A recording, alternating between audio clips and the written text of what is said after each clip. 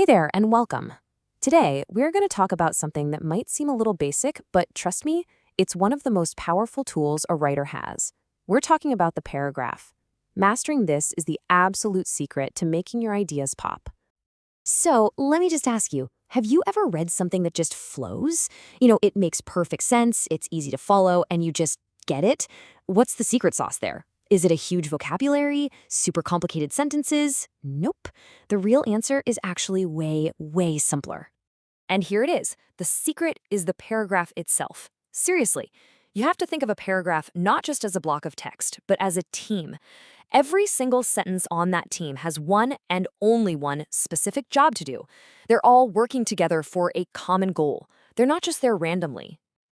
And that idea of a common goal brings us to what I call the golden rule of writing paragraphs. If you take away only one thing from this whole explainer, make it this. This is the big one. It's all about unity. One paragraph, one main idea. That's the deal. The second you feel yourself shifting gears, maybe introducing a new thought or a different piece of evidence, bam, that's your cue. You hit that enter key and start a fresh paragraph. Sticking to this one rule is what makes your writing so clear and keeps your reader from getting lost. So that's the rule. But how do we actually build one of these super focused paragraphs? Well, to make this really easy to remember, we're going to use a fun little analogy. We are going to build our paragraph just like you'd build an awesome hamburger. Okay, first things first, you need the top bun. This is your topic sentence. It's the very first thing your reader is going to see, and its job is to say, hey, pay attention. This paragraph is all about this one specific idea. It's basically the promise you're making to your reader. And now for the good stuff, the meat and veggies. These are all your supporting sentences. This is where you load up your paragraph with all the juicy details, the facts, the reasons, the examples, everything you need to prove the point you made in your topic sentence. This is the stuff that makes your paragraph really satisfying. And of course, you can't have a burger without the bottom button, right? It would just fall apart. Well, that's your closing sentence. Its job is to hold everything together and wrap it all up. It usually circles back to the main idea, just in a new way, and gives the reader that feeling of, okay, got it, done. It makes the whole thought feel complete.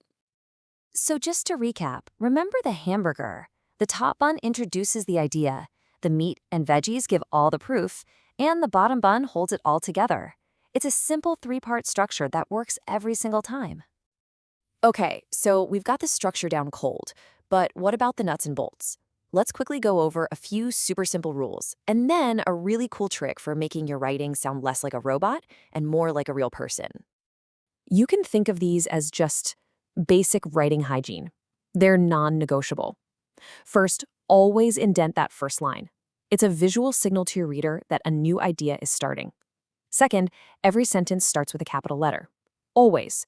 And third, every sentence needs to end with a punctuation mark. Getting these basics right makes a huge difference in how professional your writing looks and feels.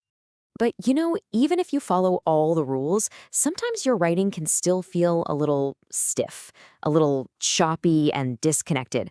So how do we fix that? How do we get that smooth, effortless flow we were talking about earlier? Well, the secret is something I like to call glue words. These are your transition hards, phrases that literally glue your sentences and ideas together. They act like little road signs for your reader, showing them exactly how one idea connects to the next. Just look at the difference here. On the left, you've got a list of facts. I woke up, I ate breakfast, I went to school. It's so robotic. But look at the right. Just by adding a few simple glue words like first, then, and finally, you've turned a boring list into a mini story. It has rhythm, it has logic. That's the power of these little words. And the best part is, you have a huge toolkit of these words to choose from. If you want to add another point, you can use also or in addition. If you want to give an example, you can say, for example.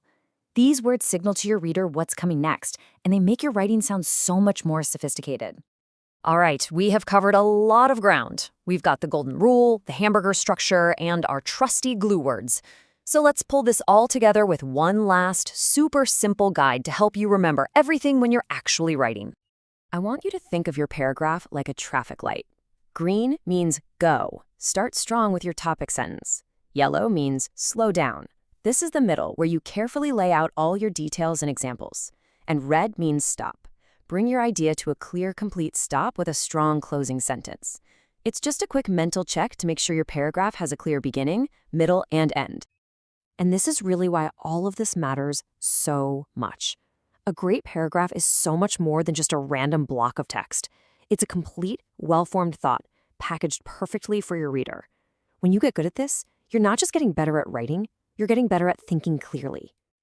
So there you have it. You've got the blueprint for paragraph power. You know the golden rule of one idea, you've got the hamburger method, and you have the traffic light to guide you. The tools are all yours, so the only question is, what amazing idea are you going to build first?